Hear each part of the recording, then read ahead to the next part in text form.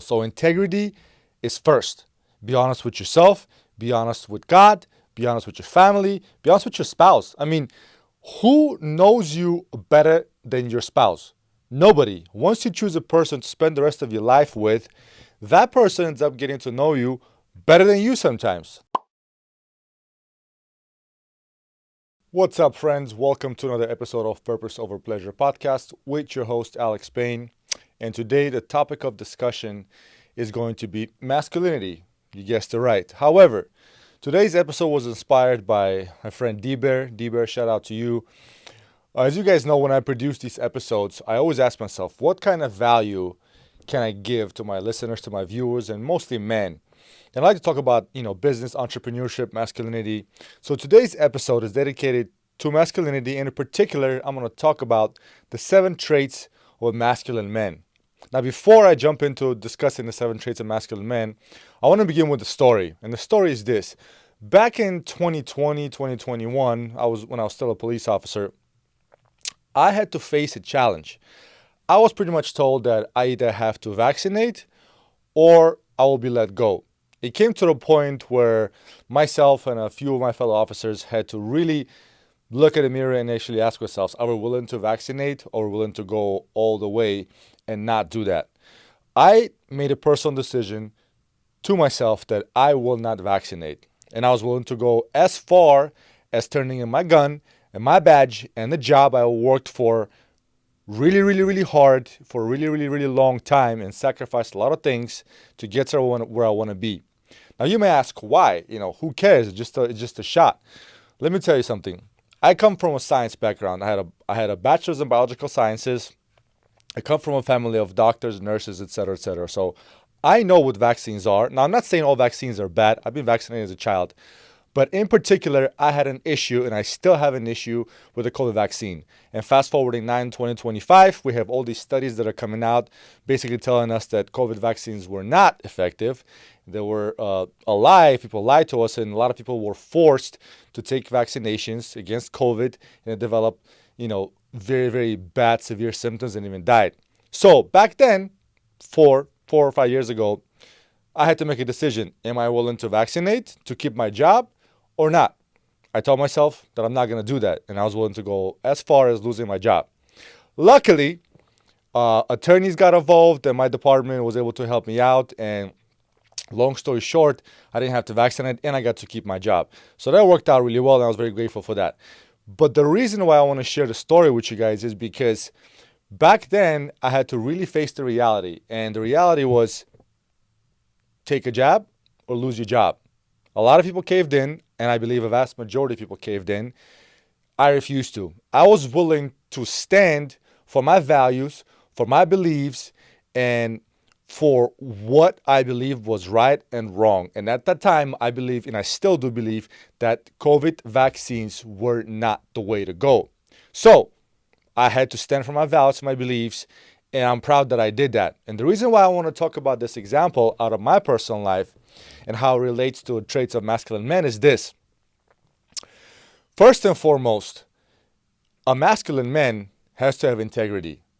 Let's get that straight. Because you have to be consistent with everything you do, whether it's in business, whether it's in marriage, whether it's in friendship, whether it's in podcasting, playing games, whatever you do, and you have to have integrity and you have to be consistent. You have to be trustworthy. It goes a long way. If you develop a reputation where you're not a trustworthy man, you will have a pretty shitty reputation. Because amongst men, reputation matters a lot. And especially in business, if you have a reputation that you're a dishonest person, that you're a deceiving person, you're a liar, you take shortcuts and you're not willing to back up what you're saying, people will not do business with you. And I'll go even further to say that you will probably experience some conflicts and violent situations if you don't keep your word and you're not honest with people. So integrity is first. Be honest with yourself. Be honest with God. Be honest with your family. Be honest with your spouse. I mean, who knows you better than your spouse?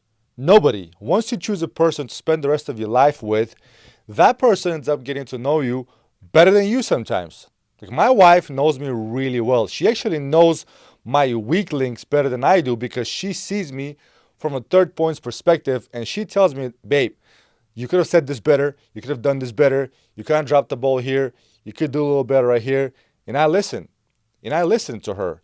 And the reason why I listen to her is not only because I like to have integrity, but also, and I'm going to connect that to the next point, is because I have humility. Humility is another key trait of a masculine man.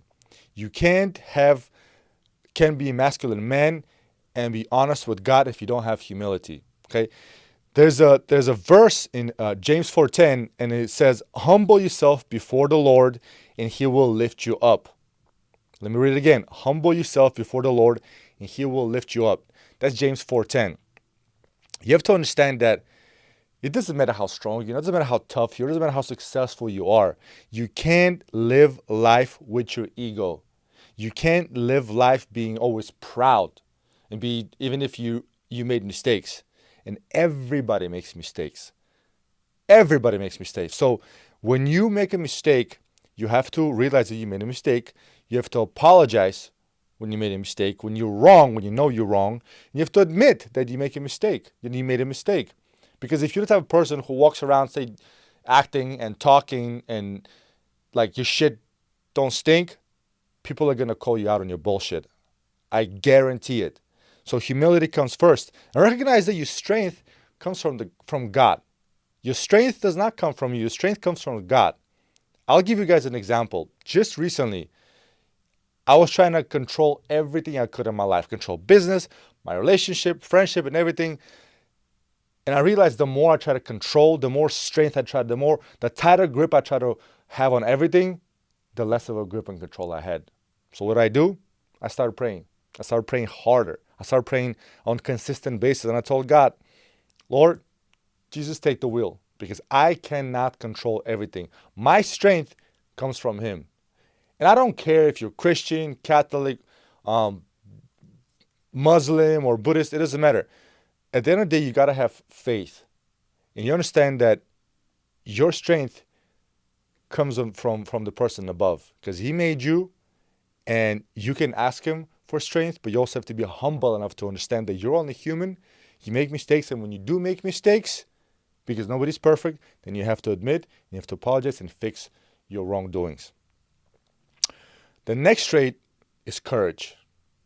Courage, courage, courage.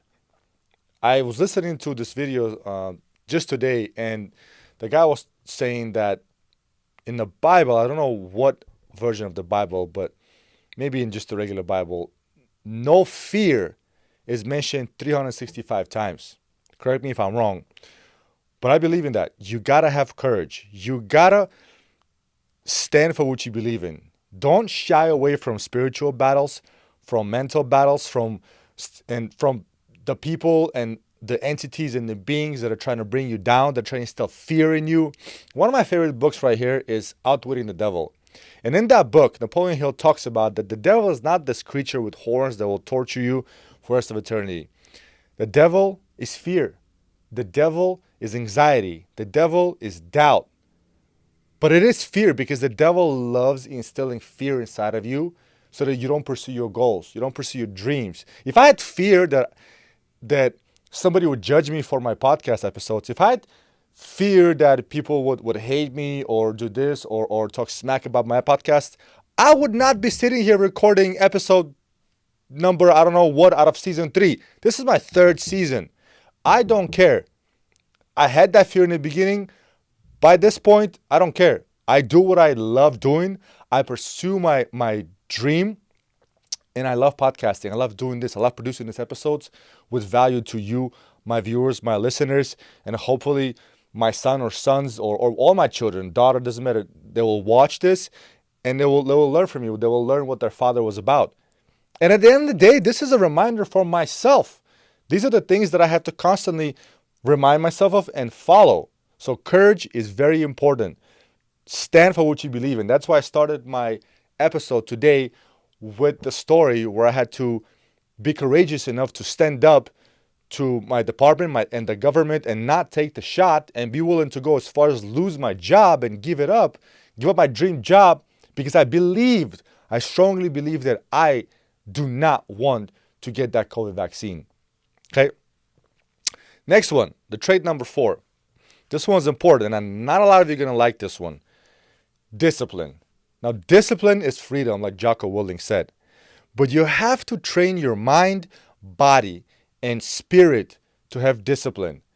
Your body when it comes to fitness, when it comes to nutrition. Your mind when it comes to controlling yourself and not splurging on things and not breaking your good habits and not falling for bad habits. Your spirit when it comes to talking to God, when it comes to praying, when it comes to doing things that fulfill your soul and keep your heart in the right place.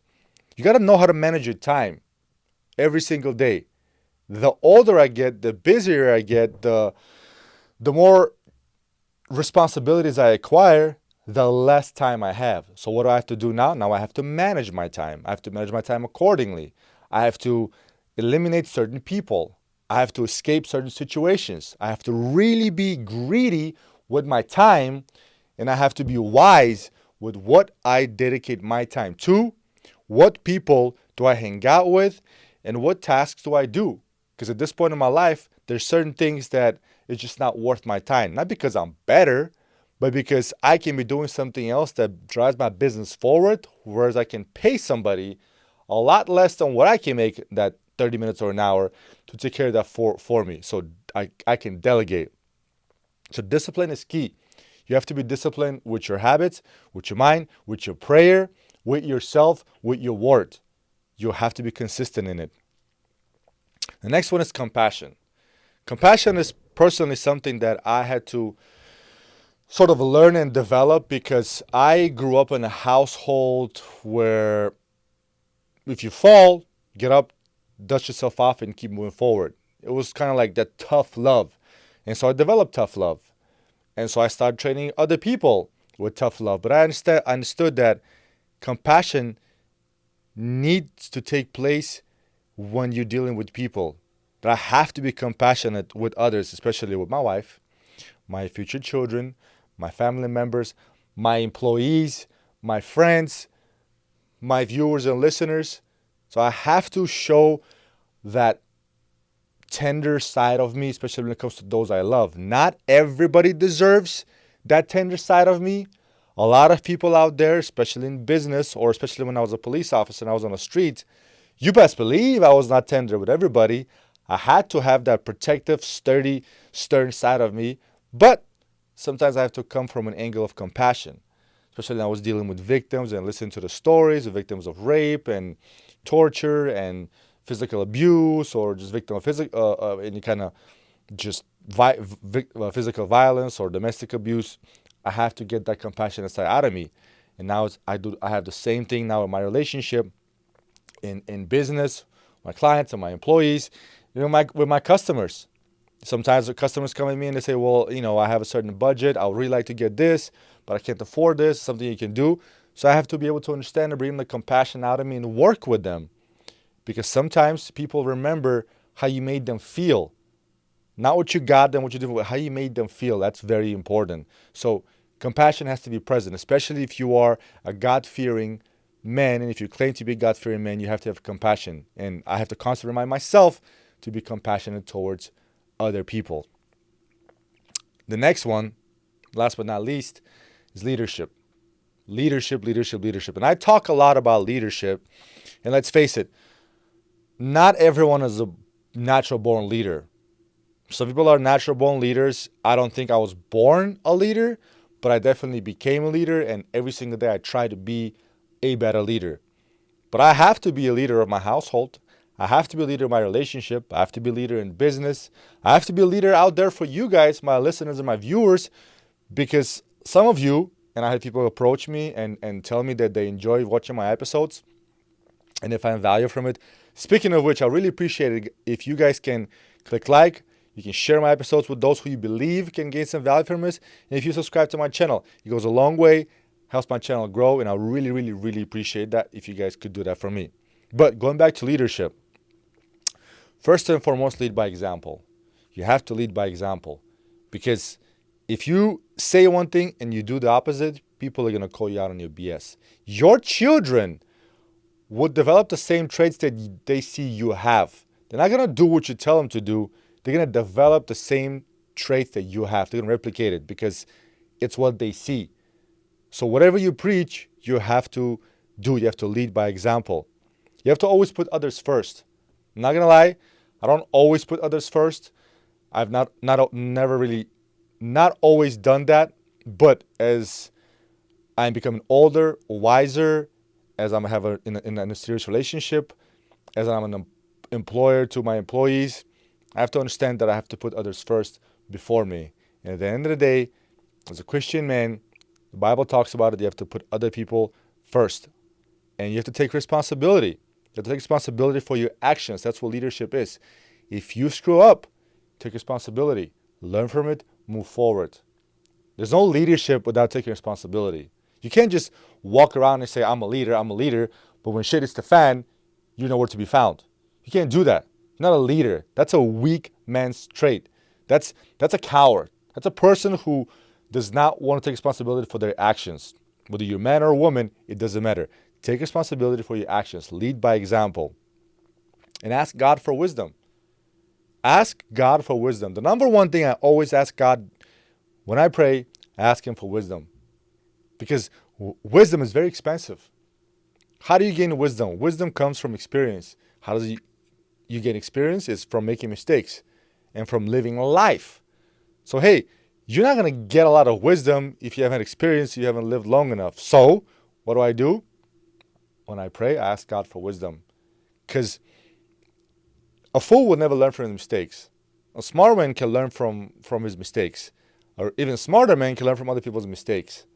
So I would rather be the person who doesn't have to go through the tough times and not learn from my mistakes. Does it always happen? No. I make mistakes. I'm human. But I ask God for wisdom so that I can learn from other people's mistakes and not make those mistakes myself and be forced to learn from them. And the last character trait I want to talk about is faithfulness. Okay? Faithfulness doesn't necessarily mean be faithful to God. It absolutely does mean that you have to be faithful to God in whatever religion you believe in, whether you're Muslim, Hindu, Buddhist, Christian, Catholic, it doesn't matter. You have to be loyal to God. But besides that, you have to be loyal to your spouse.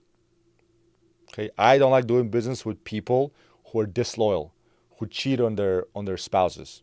But that's just my personal character trait, because if they cheat on their spouse, chances are they will cheat on, in business with me. Now, if they don't cheat on a spouse, doesn't mean they're not going to cheat with me. That doesn't mean they won't. But if they do cheat on a spouse, chances are they probably will cheat in business as well. So be loyal to God, be loyal to your spouse, be loyal to your church, whatever church or denomination you belong to, whatever faith you belong to, and be faithful and loyal to your calling. Like, what is your calling? What is it that you enjoy doing? Be faithful to your calling. Don't sell out for money. Don't trade your dream, your craft for a 9-to-5 for money. One of the best questions that I've heard one time is a person asked another person, it might have been a movie as well, said, how much did they pay you to forget your dream? How much did they pay you to forget about your dream? Ask yourself that question. I have, and I was compensated very well to give up my dream. What did I do? I stuck to it. I stuck with it because I believe in it. Because I have faith in my dream, in my plan. I'm on season 3 right now of this podcast, of Purpose Over Pleasure podcast. Season 3, episode, 13, 14 or something like that. Has it made me any money? 0. Have I gained the influence of millions of people? No. But I'm faithful to my podcast. And I'm going to continue doing this even if it doesn't make me any money, because I believe that what I do provides value to you, my viewers, and my listeners, and that brings me joy. And I am faithful to you guys. The last thing I want to do is become a sellout and sell my dream and sell my calling for the money. You also have to show up when it's tough. You gotta have faithfulness in yourself. Show up when it's tough. Life is like zebra. I've said it before and I said it again. Life is like zebra. There's good times and there's bad times. But the good news is that neither one lasts forever. I heard a story the other day. It was, I don't know if it's true or not, but King Solomon asked one of his servants, he said, go get me a ring with a writing in it. So that every time I look at that ring and I read what it says on it, if it's good, if I'm going through the good times, I read that and I become sad. If I'm going through the sad times, and I read that and I become happy. It took a while for the servant to find the ring, but he finally found it and he presented it to King Solomon. And then King Solomon was doing a party, and King Solomon was very happy. When he read it, he started frowning. And you know what the ring said? The ring said, supposedly, it said, this too shall pass. I think it's fantastic. It's a beautiful story because when you're going through good times, remember that it can all be taken away like this, because that too shall pass.